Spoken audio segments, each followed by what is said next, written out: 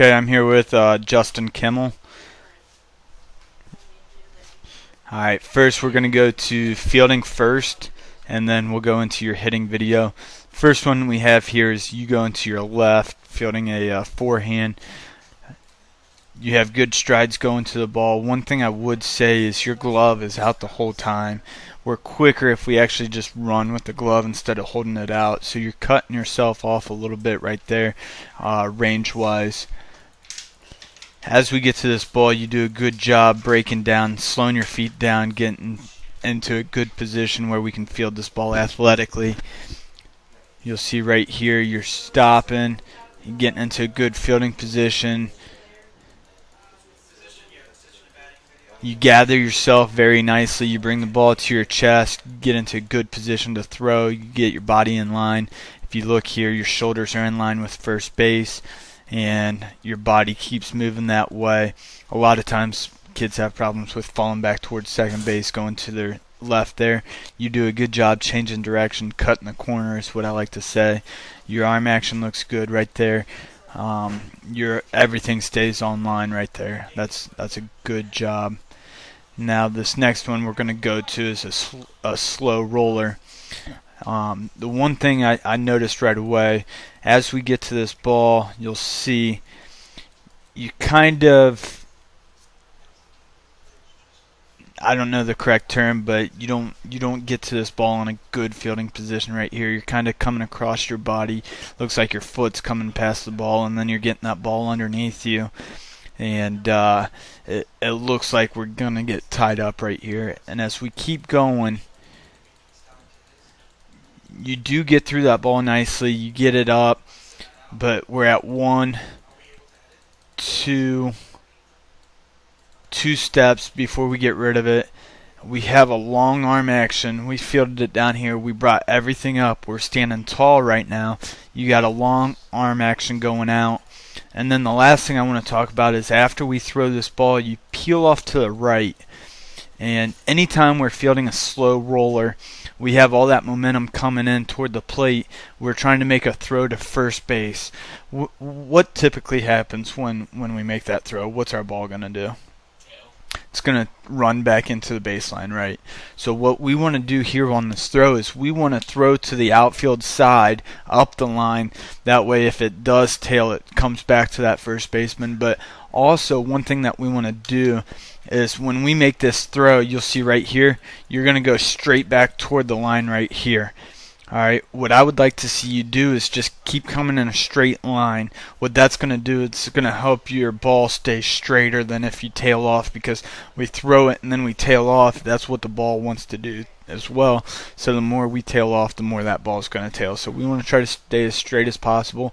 I don't know if you watched the College World Series the other night, but Remlard at third base for Coastal Carolina, same exact play, coming in on it. He throws it over, stays in a straight line, ball's right on target. Great job. The announcer even talked about it. I think it was in like the 8th inning the other night, but he did a really good job with that. But other than that, everything else right here looks pretty good. Here's another ball pretty much right at you. The one thing I would like to see is when you do get to this ball, you'll see your feet. They start crossing over a little bit.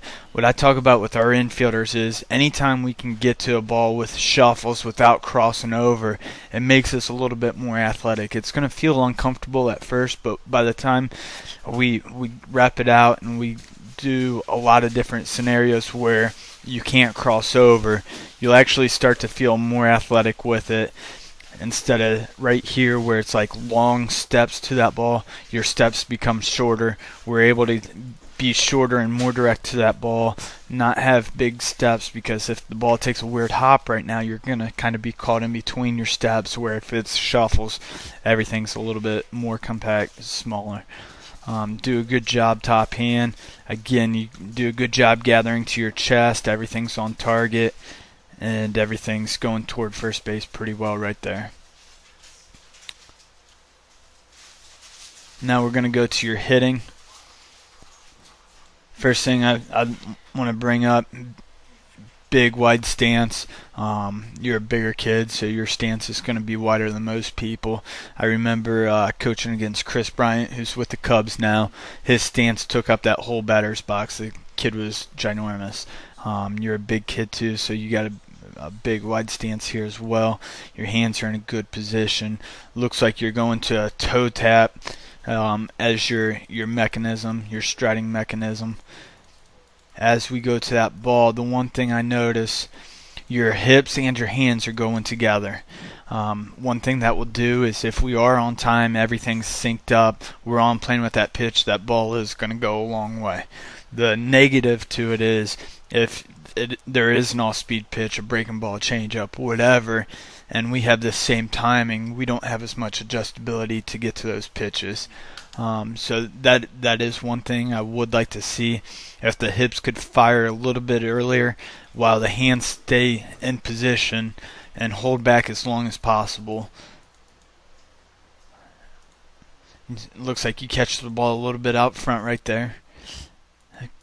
Good hitting position, good finish right there. Here's your next pitch, same thing. You get up onto that toe, which is totally fine. You use that as soon as that heel lands. That's your trigger. That's what's going to make you go. At this time, that's when your hands and everything's going to start to go to that ball. You get a little bit rotational, but you do a good job. Your hands stay tight for the most part to your shoulder. What a lot of coaches talk about is shaft to shoulder, shaft being the barrel, and then your shoulder. Everything's connected right there. It's good, strong power position. At contact right here, I like to see from the elbow all the way to the barrel, all on a straight line. It looks like you're pretty close to that position right here. Your front side's firm, and then if you look at it here, you're straight up and down from your head to your knee, which that's good position to be in, a good balanced position right there.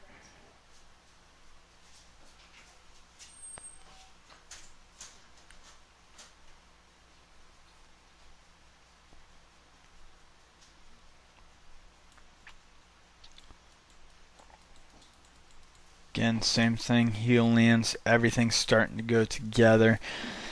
Notice how direct you are down to where you think that ball is going to be. Your hands start in the upright position right here. Watch your next movement. You're going to see, I don't know if I can draw a line here, but you're going to see your hands kind of come straight down right there. You see how your hand path goes right there? What I would like to see is if your hands stay back a little bit tighter to that shoulder, what's going to happen is as this hip turns, let me see here, as this hip would turn and come this way, then your hands will do the same thing and they'll be here matching that same path. And look at the difference once we get there. So you're coming straight down, and then we're trying to flatten out once we get there. If you allow your hips to clear and then we get on path with it afterwards, now we're able to get on playing with that pitch deeper, let that ball travel deeper, which will in return give you more time. And what that's going to do is it's going to allow you to see the ball better, and then it's also going to allow you to stay more compacted throughout your swing. I like to talk about ice skaters sometimes.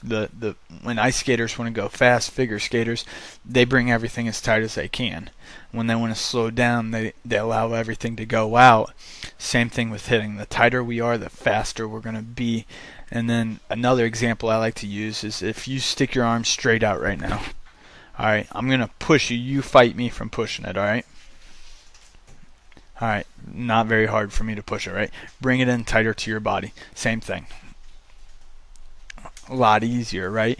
Once everything's more compacted into your body, you're in a lot stronger position right there instead of being so far away. Now, I'm not saying you're too bad right here. You're just slightly out in front, a little bit too far forward, but if that's not a bad position right there. If we're a little bit more compacted, a little bit tighter, I do feel like you would generate a little bit more pop into your swing right there. Notice that right here on this last part we're going to go over. your body's tilted forward right here.